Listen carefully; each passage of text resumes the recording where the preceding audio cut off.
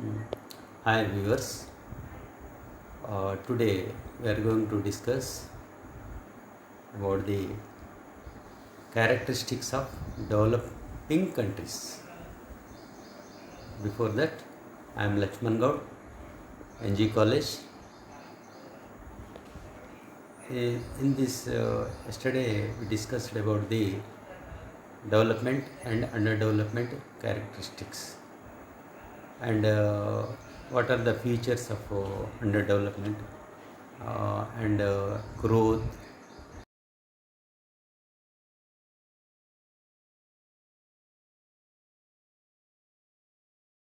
So, today we are going to discuss about the developing economies characteristics and what are the developing economies, and according to the uh, World Bank and according to the UNDP, what is the classification and what is the main features of what are the main features of developing economic characteristics.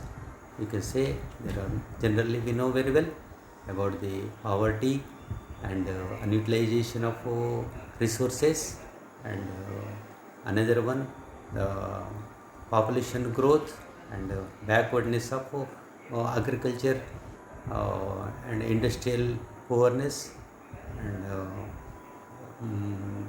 density of the population. And like this, there are so many features are there in developing economies.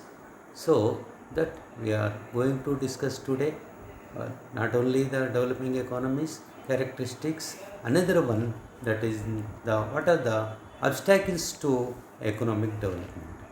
Oh, what are the, just like we can say, that is disguised unemployment. Why we are facing this type of a situation? Under developing economies are facing the different style of problems, and not only in our economy, in number of countries are facing the same type of problem. The problem is like vicious circle. Vicious circle is also one of the main problem. Another one we can say agricultural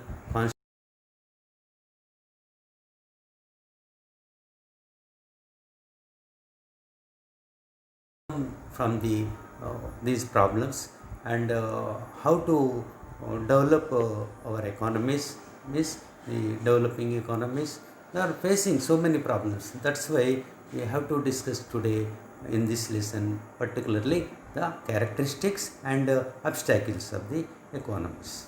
Okay.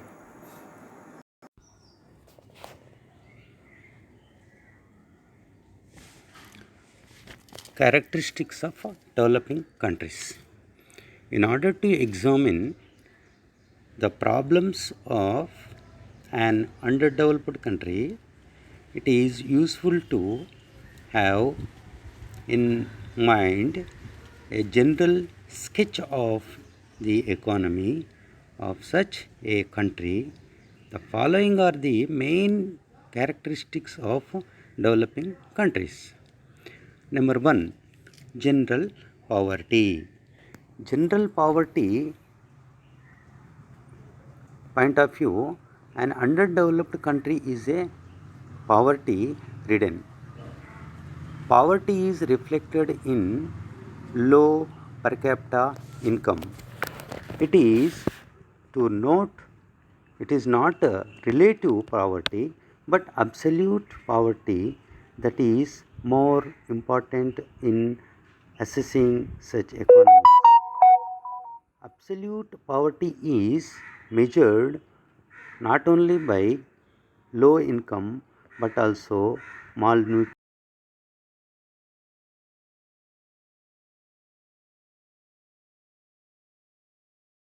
and lack of education.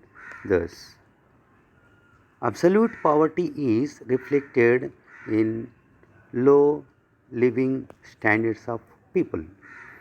So, generally, we know that the poverty in terms of absolute poverty and relative poverty, we know very well. So, in this point of view, absolute poverty related to the very unable to attain minimum level, minimum standards, are unable to maintain the minimum needs, unable to meet the food, shelter, and clothing. These are the this is nothing but a absolute poverty. Okay, relative poverty, it's related to the income relation. Some group of people are fulfilling their minimum needs even though not competing with the others. Means that is nothing but a the what do we say here, higher income, comparing with the higher income. One, for example, one family with the income of 1 lakh per month or some 1 year, another one family compares with their income, means maybe less than the 1 lakh, automatically we are poor than the other group people. So the people, those who are having the less income,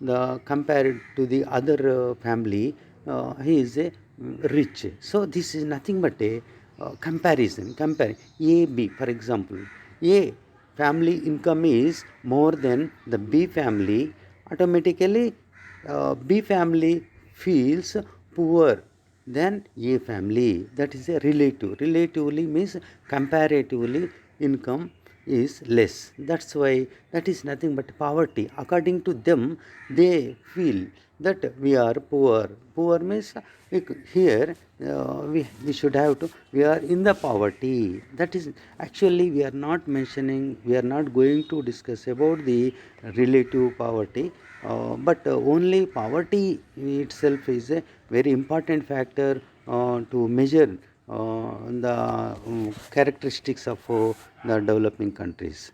And we know very well we are only the income compare, not comparing the minimum fulfillment of minimum needs, fulfillment of minimum needs in a particular country is more very effectively, then it is called a rich country.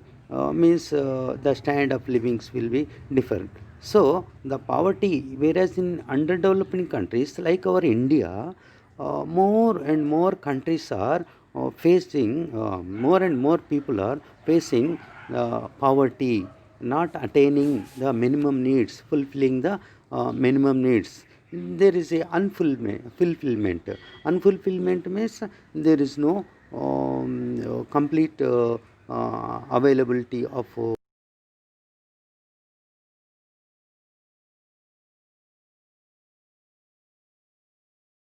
some extent, give some to fulfill the needs of the poor sections of the people. So at this time, at the COVID 19 COVID time, number so government giving a subsidized and free rice ration to the poor people, and another one to meet their minimum needs, and another one, some of the amount, the amount also given to the poor sections of the people. Why? Because the number of people are depending daily labor, and their everyday life, they are struggling with the with their with their livelihood. That's why at this time, particularly at this time, this is a very crucial to the government to give a measures to the fulfill the fulfill the minimum needs of the population. So whereas in our country, more than the 50 percentage of the people are suffering a lot with the poverty. So we can say this is a nature of underdeveloped countries. Underdeveloped countries and developed countries, we have to know there is a income criteria. What is the income? The income per capita income. World Bank says the minimum income of the countries, the the countries having the $1,036, which countries are not having per capita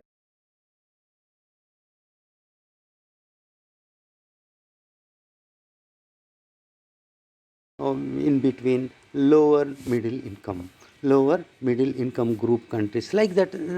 We are They are classifying the actually we should have to know that the classification point of view, the poor country or a rich country or a higher level of very rich country, we can they classified on the basis of that we can say we are not meeting all round according to the IMF, according to the World Bank, the per capita income, those the IMF point of view, the countries 2,000 above dollars we are having according to the opinion of the IMF, and 1018 1800 around dollars are the per capita income according to the World Bank. So there is some different opinion.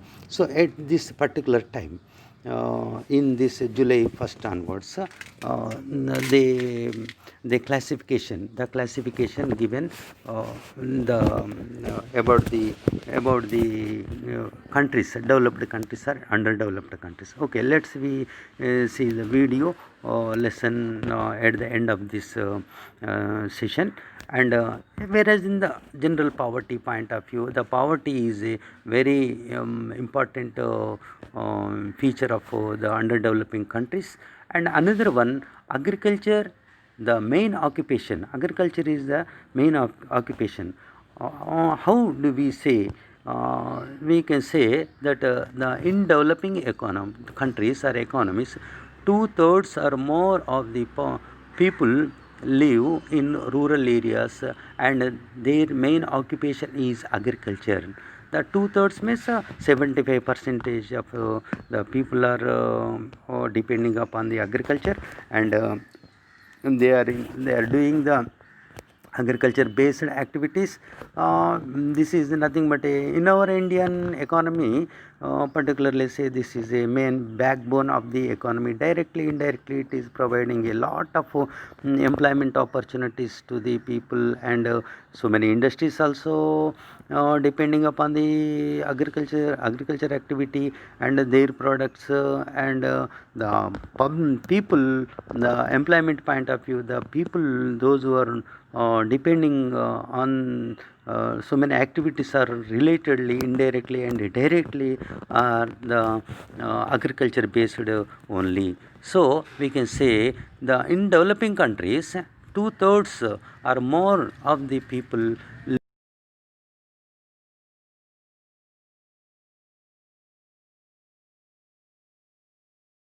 Agriculture has as the main occupation is mostly unproductive.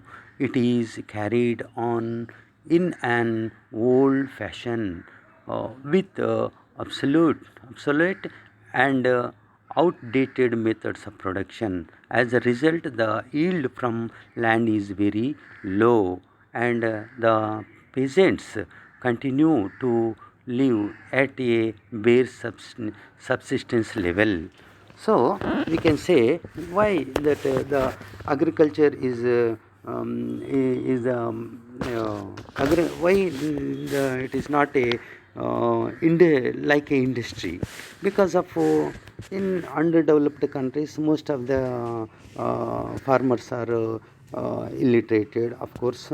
Even the illiterated not having that sufficient land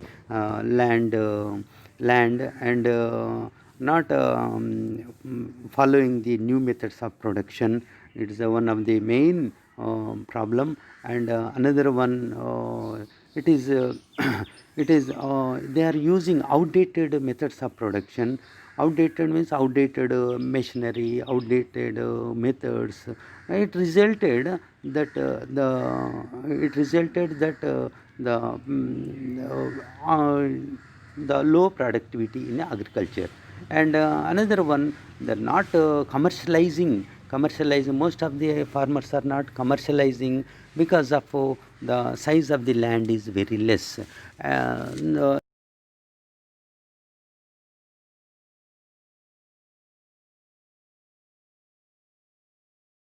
uh, exact methods of production. Even though government giving so many subsidies, subsidized machinery, unable to buy and implement in the agriculture sector. That is the one point.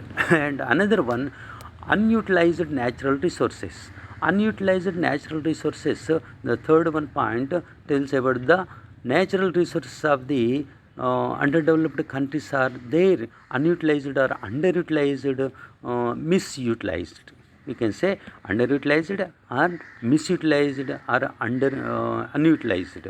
The underdeveloped countries do possess resources but remain unutilized, underutilized or misutilized due to lack of technical knowledge, non-available of capital, and the small extent of the market.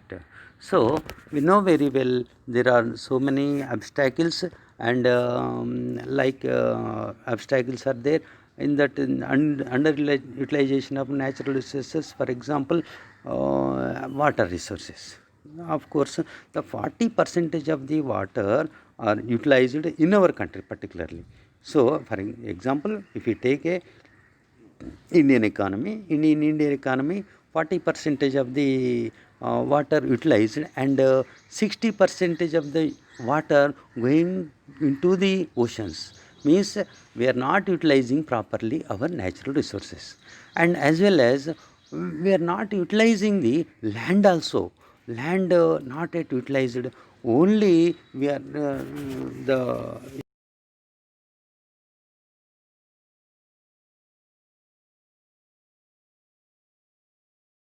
and forest resources are there, and mineral resources are there.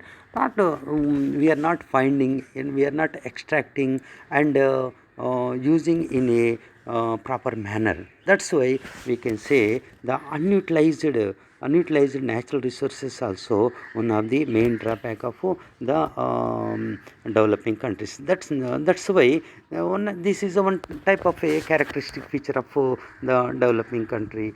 So unutilization of natural resources. Okay. So and another one, the dualistic economy. Dualistic economy means dual role. Some agriculture in the economy having the both type of the systems, old tradition oriented methods and modern methods, as well as according to according to this we should have to know the modern method of production and outdated method of production we are following.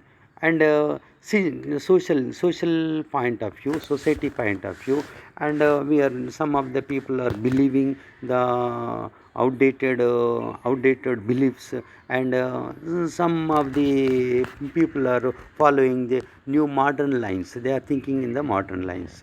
And another one dualistic system, the private and public. The system point of government related industries are there, and government industries are there, and private industries are there. So this is nothing but a dualism. Dualistic means the dualistic in society, dualistic in the government, and dualistic systems are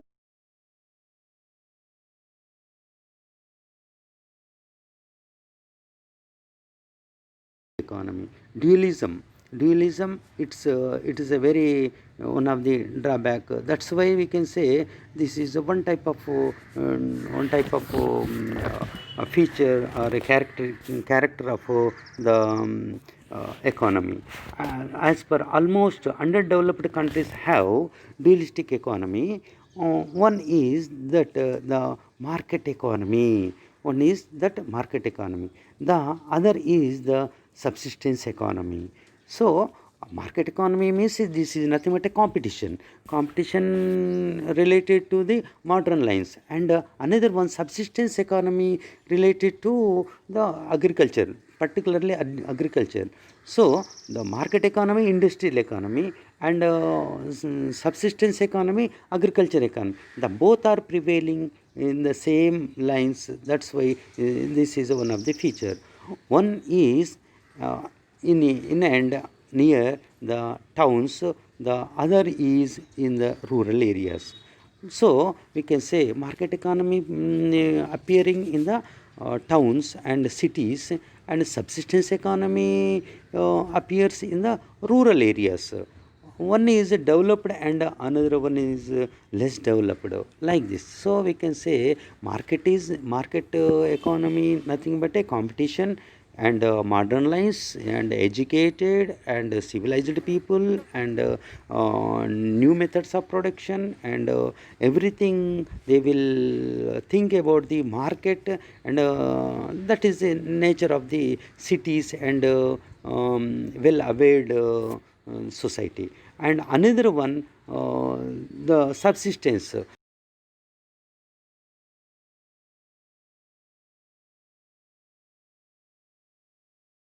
The villages and sentiments. So this is nothing but a dualism in the feature, that is a one type of dualistic economic dualistic character of the developing economy.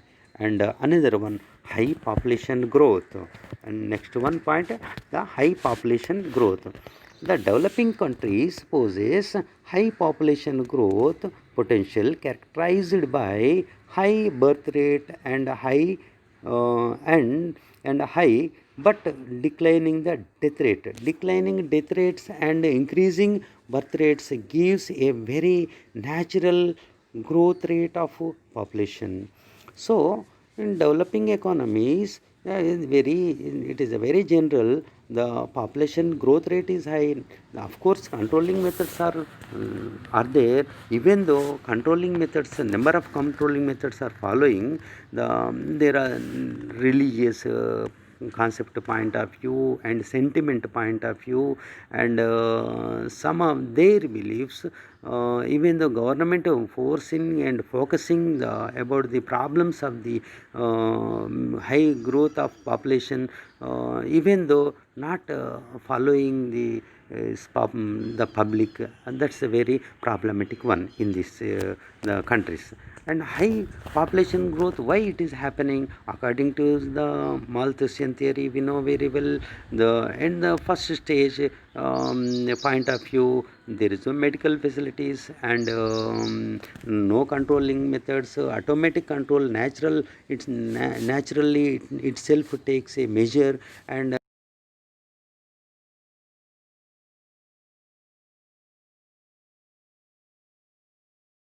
the 1950s, no problem arised about this population. And then after the government, so many countries liberalized and got a freedom from the Britishers, and they followed their own method, and the population control methods also introduced, and at lastly there is no exact response, even though because of the particular uneducation. At that time, our country, for example, in our country at that time, around the 18 percentage of the population are the educated, remaining the people 82 percentage of the population are uneducated. That's why literacy rate is very low. So it was very problematic to implement the proper policies in a society. No facilities at all, no awareness programs. There is no that much of expenditure made by the government among the people, awareness point of view. And high population growth is taking place in developing economies. In this respect, we should have to know the high birth rate is there, that the death rate is very less. So everybody willing to get a baby, but nobody wants to pass away. So at the time of the death we will cry, and at the time of birth will the family people will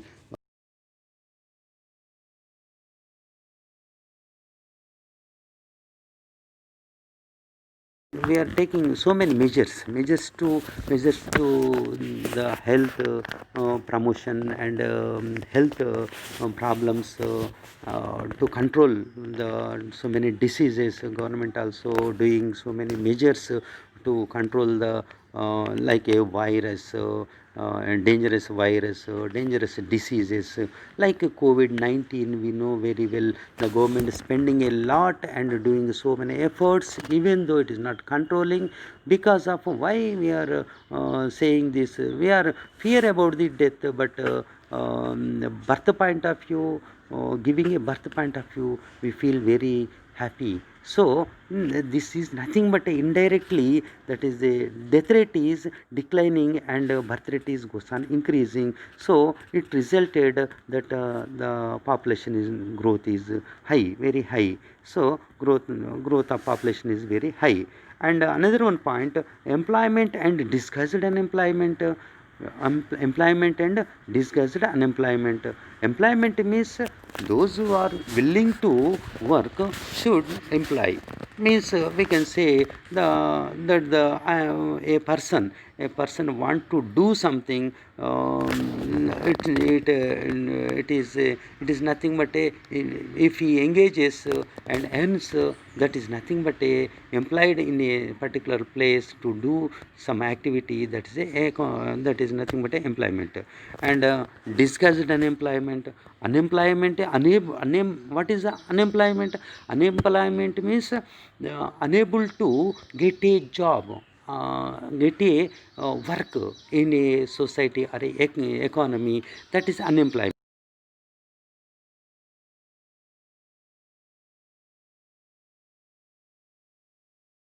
Employment means the employment is there, but more than people are depending upon a particular work. That is called a disguised unemployment. More than people are working in a specific work means, what do we mean about the more than people? For example, in underdeveloped countries and developing countries, more than people, agriculture point of view, more than the requirement, the people are depending on that particular occupation. Even though educated, those who are not getting a right job, then they will go for the doing agriculture. Even though, for example, if you take 2 acres of land, having a one farmer, his son or a son is studied something 10th or enter degree something.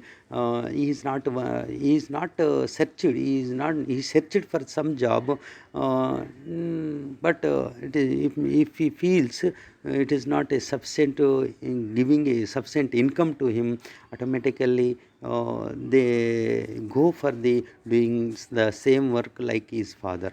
So instead of one person, the family members are their father and mother, depended on that particular occupation and producing something. Even after that, his son also engaged himself on the same occupation. There is no additional productivity. Marginal productivity is zero. So those whose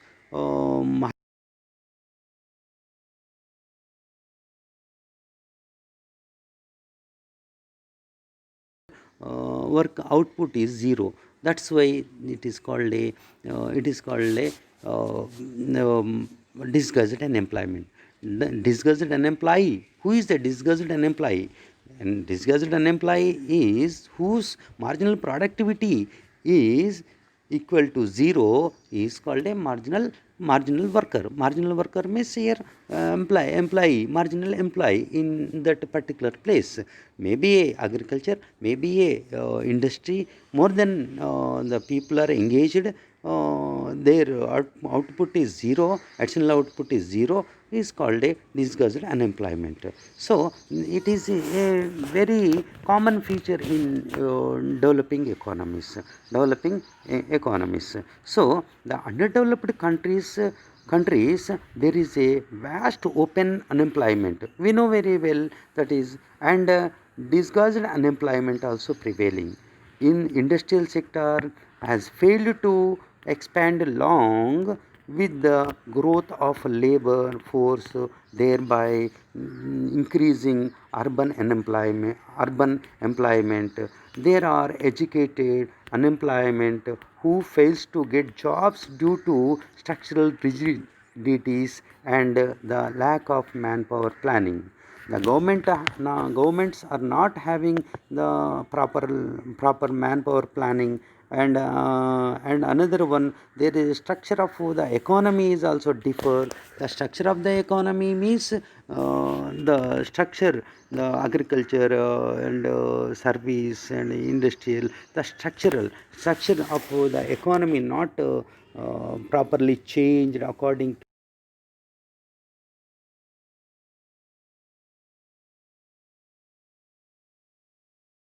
Another one, the education system not providing sufficient employment because of the lack of technical education, lack of the investment and expansion of industries are not there particularly. So this is the educated labor force and as well as uneducated labor force goes on increasing, and not meeting, the government is not planning to engage the growing population in a economy. If the growing population is diverted or transferred to the agriculture, it seems there in that sector the discussed unemployment is appearing in the particular sector. That is a very natural phenomenon. And another one, the backwardness. Another one, technological backwardness. Technological backwardness, it tells about the underdeveloped countries are also in the backward state of technology. Their technologies backwardness is reflected firstly in high average cost of production despite low many wages. Secondly, low productivity of the labor. Thirdly, in the predominance of unskilled and untrained workers. Lastly, the large amount of capital required producing a national product. So, this is nothing but a, why I am saying all this. Underdeveloped countries are the backwards. Underdeveloped countries are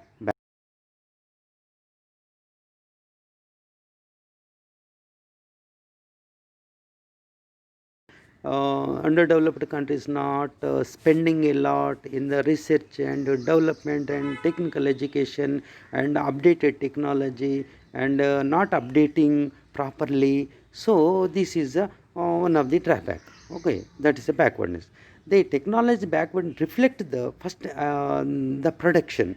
In the production point of view, the outdated methods of production and not getting the sufficient quality output, and another one, productivity of labor also very less compared to the other countries labor productivity because of modern technology not implemented properly.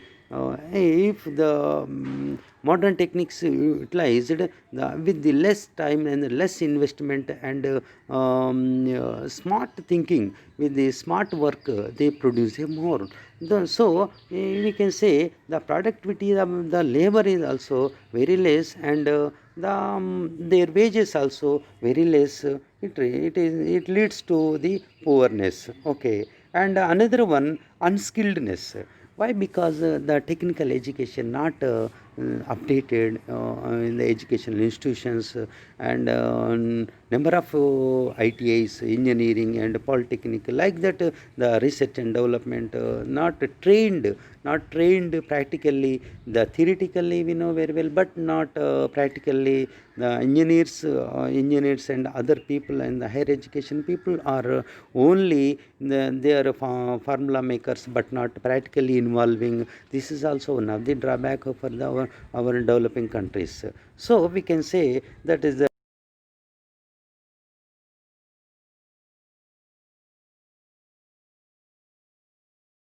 employee should involve in the practical work. Then only it will be a difference. It make a difference from the others.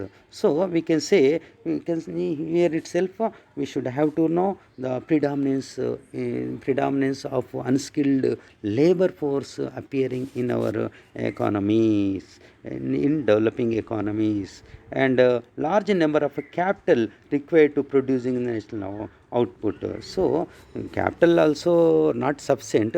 Technological, not only technology, and also the backwardness of the investments, not attracting properly the investments because of outdated policies. And another one, we can say, next point of view, the economic backwardness in underdeveloped countries. Economic backwardness are low labor efficiency factor, mobility, and limited specialization in occupation, and in trade, economic ignorance, and social structure that minimize the intensive for change. Economic change is not received by the people immediately. Updateness not increased.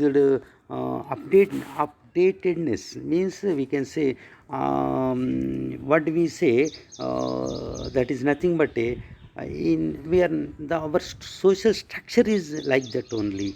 We are not receiving change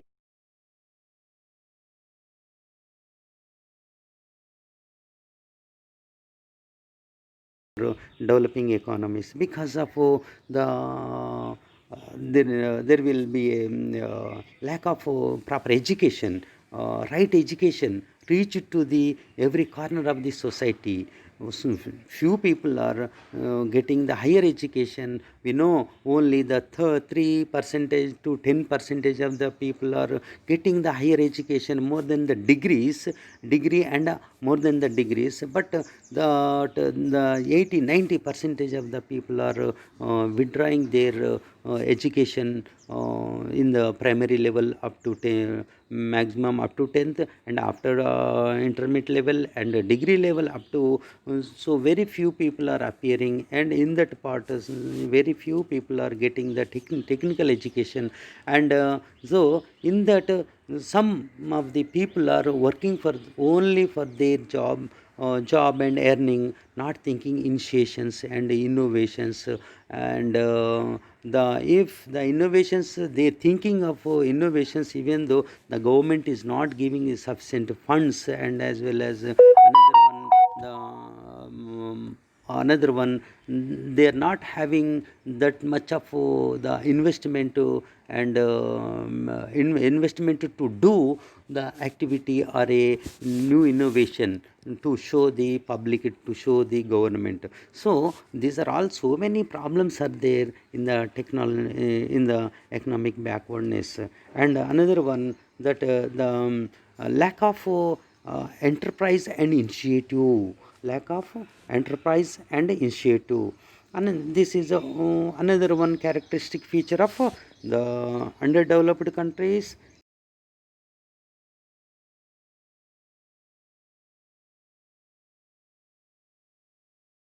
System which denies opportunities for creative faculties, creative faculties. So we should have to know that the enterprise means to do the initiation, to make something, to create something, like the mindset of the people.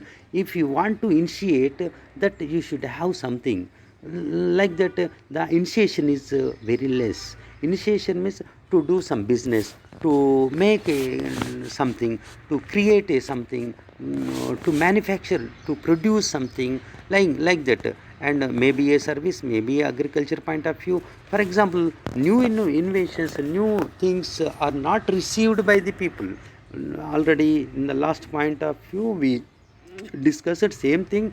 The enterprise means doing something. Of the initiations are very less in our economies. This is a one type of the characteristic feature of the underdeveloping economies. And another one point, insufficient capital. We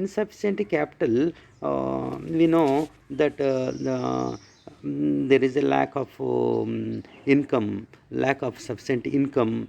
Our underdeveloping countries, developing countries are not doing proper measures to develop, because of we are borrowing some capital. We are not investing. We are not having a power to invest in various sectors at a time, and we are not having a power to give a big push in all sectors.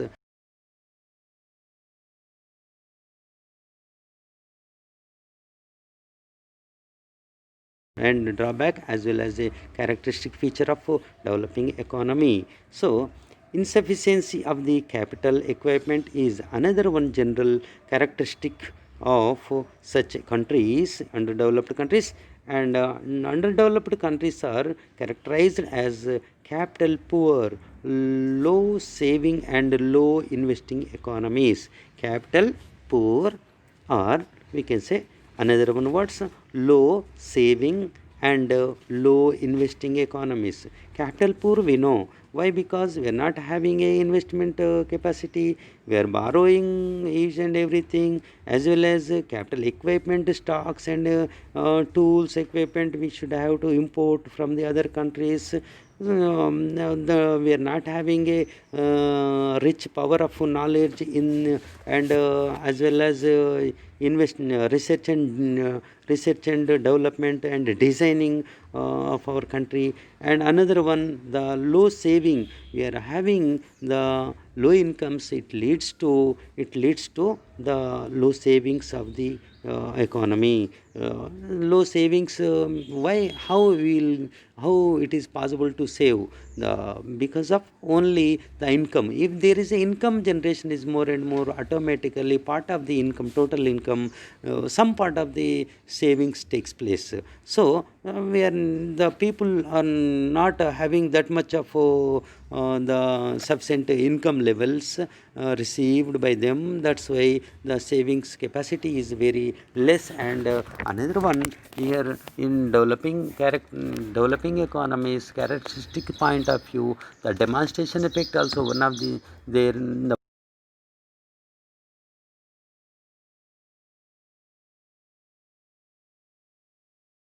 in that activities. That's why the totally it is resulted to that the savings are less, and the investment capacity is very less. That's why the capital formation and capital formation and capital is very less in these countries. So another one, the last one point, that foreign trade underdeveloped countries are generally foreign trade oriented. Underdeveloped countries are generally foreign trade oriented. This orientation is reflected in export of primary products and import of final goods and machinery. This too much depends on exports of primary products, leads to repression on their economies. Generally, they are facing adverse balance of payments. Adverse balance of payments. You know, Foreign trade means the exports and imports. Foreign trade means the export of goods and services and import of goods and services. Okay, so whereas in the underdeveloped countries and developing countries point of view, foreign trade orientation related to that the only exports of the primary products. Primary products are agriculture based products. Agriculture production is the main, agriculture occupation is the main, the dependency on agriculture is main. So on all of these we can say we are ready to export only agriculture oriented dependent goods.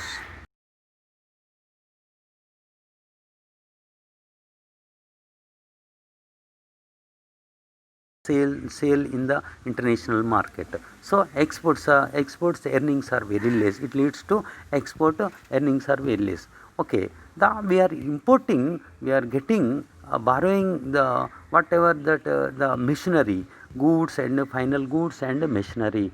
We are poor, the underdeveloped countries or developing countries are very poor in technology. That because of the technology point of view, we are importing the technology and the tools, equipments and final goods from the other countries.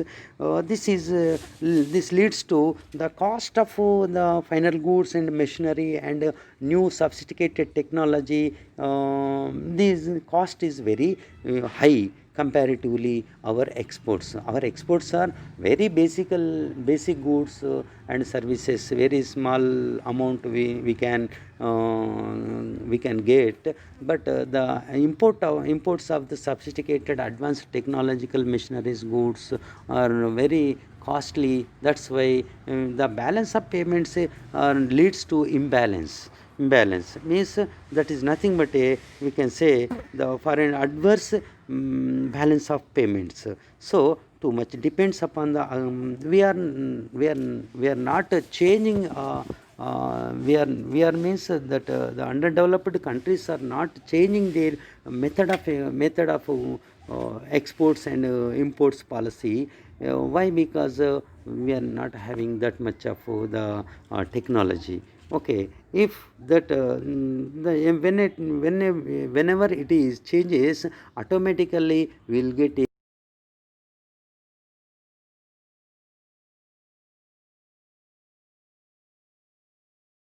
we have to face this the underdeveloped countries or developing countries should face the adverse balance of payments.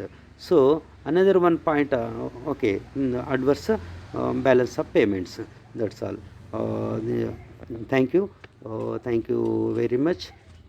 This is by Dr. K. Lakshman Gaud, NG College, Nalgonda district.